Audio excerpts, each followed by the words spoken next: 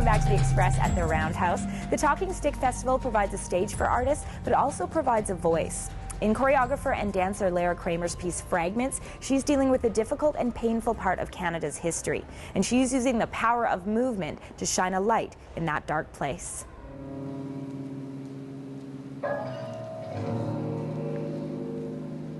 This piece is inspired by my mother's stories of her experience at the Indian residential school.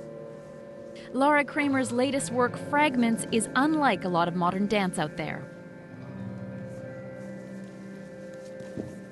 I knew the work was going to touch on some violence. The title Fragments really, I guess, mirrors the work in the sense that I'm showing sort of fragmented moments of these children's lives. It was to touch on what I would consider like the silenced emotions of these children who went through the schools.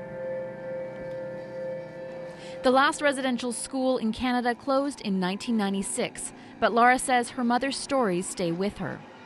It's sort of it's a theme that's been with me throughout basically my life. Like I can recall sort of as young as 4 years old, my mother explaining to me what the schools were and what they implied. More than 50,000 Native children died. It's weighing heavy on me as a child, just knowing this reality of Canadian history. And so Lara uses her dance to tell the story, and her actions speak louder than many people's words. And for me, it was also a way of digesting this history. As I said, it was something that was heavy throughout my life. I am aware that it is violent, and I just think it probably is provocative. But when I was creating it, I didn't second guess it. It was necessary. It was necessary to go there and to do it in a way that could be in an art form where people would be receptive to seeing that history through my lens.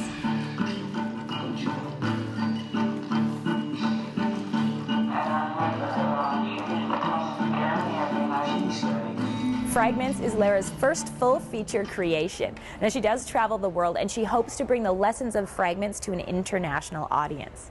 Up next on The Express, we have a first-timer to the Talking Stick Festival. It's been said of singer-songwriter Digawolf that every song is an explosion of imagery. Talking Stick, how are you? Digawolf is a singer-songwriter from the Northwest Territories, performing at this year's Talking Stick Festival. Grandfather, please don't cry. This life is all we have. I try to honor my family and my elders in my songs. I try to approach each song with as much respect as possible. Knowing that maybe somebody back home will be listening, so. I can only dream and try to be like you. And that family from back home are the source of inspiration for many of Digawolf's songs, such as The Trapper.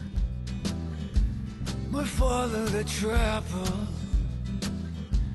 he loved this land, could survive with nothing, and I got his hand.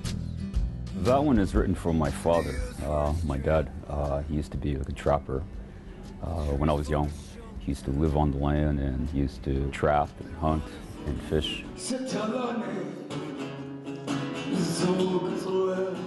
Digawolf sings in his native language as well as in English. The language is very important. The language, in some ways, is your culture. And if you lose your language, then in some ways you lose your culture. Digawolf hopes that by singing in his native language, he will keep his culture alive for future generations, for whom he has an important message. To hang on to your language and your culture and where you came from, and at the same time live in this world and enjoy.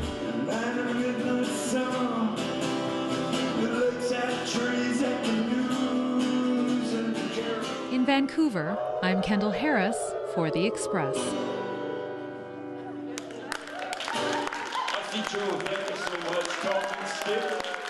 If you'd like to find out more about Digawolf's music, you can go to his MySpace page. You're watching our Express special on the Talking Stick Festival, and we have more art and artistry coming up.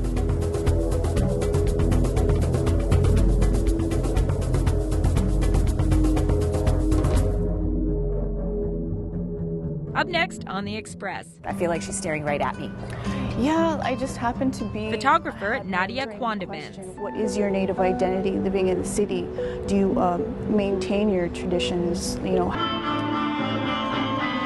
Cellist Cris Derksen. When I first got to Vancouver, it really helped me meet a lot of people, meet a lot more urban Aboriginals that I didn't know. This whole community that we have here. The Express. This is your local voice.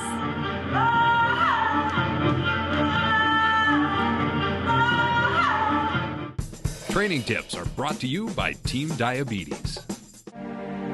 More than 9 million Canadians are living with diabetes, including my older sister. She was diagnosed with type 1 when she was just 3 years old. I want to find a cure. She's my inspiration to run a half marathon in Iceland with Team Diabetes. The only problem is, they hate running. It's really important to keep motivated during your run training. Let's face it, we all need a little help. Running with a buddy is perfect, keep you motivated, you meet them on time, you gotta do it together. It's a good thing I have you. Another idea to stay motivated is to find a mantra while you're running. Mine is light and fast the whole way. A mantra, hey? How about 22 kilometers, 22 martinis? 22. Let's keep it focused on running. Another way to reward yourself is with new running gear. Already on it. New shoes. Another idea is to goal set. My long-term goal is the half marathon in August. Maybe I should make a short-term goal of a bikini vacation. And the biggest thing to remember is have fun. How's this for a mantra then? No fun, no run. Love it. Awesome. To donate or sign up, go to teamdiabetes.ca. For Shaw TV, I'm Johanna Ward. You can choose. You can choose to be alone. You can choose to be a friend. Choose to be a friend. You can choose. Choose. You can choose. You can choose from 70 Shades of Blue. 70 Shades. You can choose to ignore you. You can choose to run wild. You can choose not to watch. You can choose to keep a secret. To be shy. You can choose to believe. The dogs understand us. You can choose to be bored. You can choose to dream. I. You choose. You can choose. Because you can.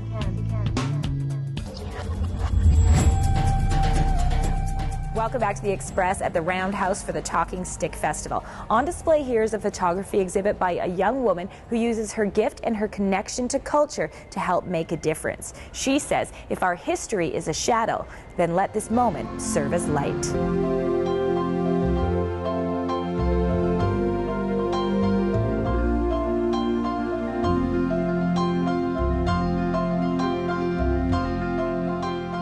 Work focuses on the diverse nations and traditions that we as Indigenous people, not only in Canada but also in the States, have. And my goal is to just, empower as many people as I can through photography and art. I love how you've captured her just staring out. I feel like she's staring right at me. Yeah, I just happened to I had my lens on this particular spot in this huge arena of dancers. This was shot at the Albuquerque Gathering of Nations powwow, and just as I was about to snap the shot, she looked back.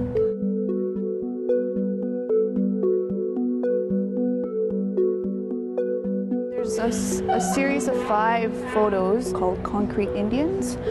And basically, it's a series of portrait ideas that people send me answering the question, what is your native identity living in the city? Do you maintain your traditions? How does that shape who you are? And then there's a mix of photos that you see here that are just, me en route to all these places. And the experience for being here for Talking Stick, you said it's your first time out for the festival. What have you thought so far? Oh, I love it. It's really good to, meet other artists and connect and, just, share experiences and I get to photograph them. Even better.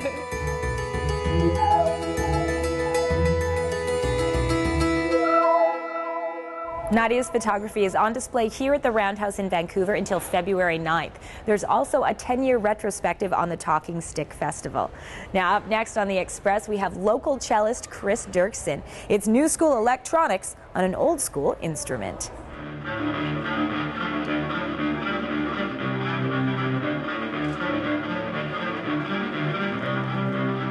Local cellist Cris Derksen wowed audiences with her performance at the Talking Stick Festival's opening gala.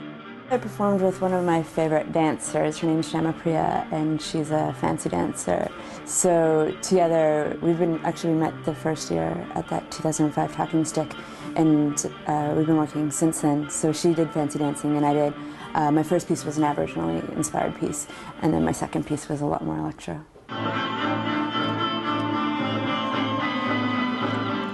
Derksen, who is half Cree, writes all her own music. She's moved beyond her classical training to create her own sound. I feel like everything influences my music quite a bit. You know, like I really have this idea that art is taking stuff that you know and love and making it your own. Derksen has been part of the Talking Stick Festival since 2005, the year she moved to Vancouver. It's one of my favorite little festivals, and it's growing, which is cool. And when I first got to Vancouver, it really helped me meet a lot of people, meet a lot more urban Aboriginals that I didn't know. This whole community that we have here. The sky's the limit for the 29-year-old performer who has a new album coming out which celebrates her multifaceted sound. My album just came out, it's called The Cusp. And I call it The Cusp for that reason, because it kind of stands on the line of all these different things. It definitely skirts the line of all these different musical genres of classical with electronic with hip-hop kind of beats.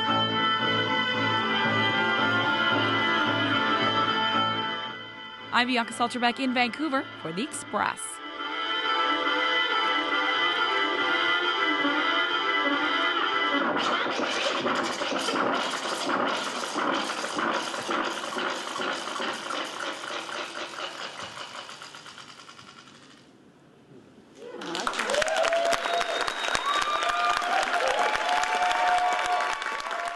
Cris has an Icelandic, Cree, Celtic, and South Asian heritage, and first performed at the Talking Stick Festival in 2005. Now this year marks the 10th anniversary of this Aboriginal arts and culture celebration, and we've got your spotlight on some of the upcoming events. You can take the family for an evening of jigging, fiddling, and dancing, all in Métis tradition. Be entertained as a selection of Canada's best independent musicians and slam poets go head-to-head.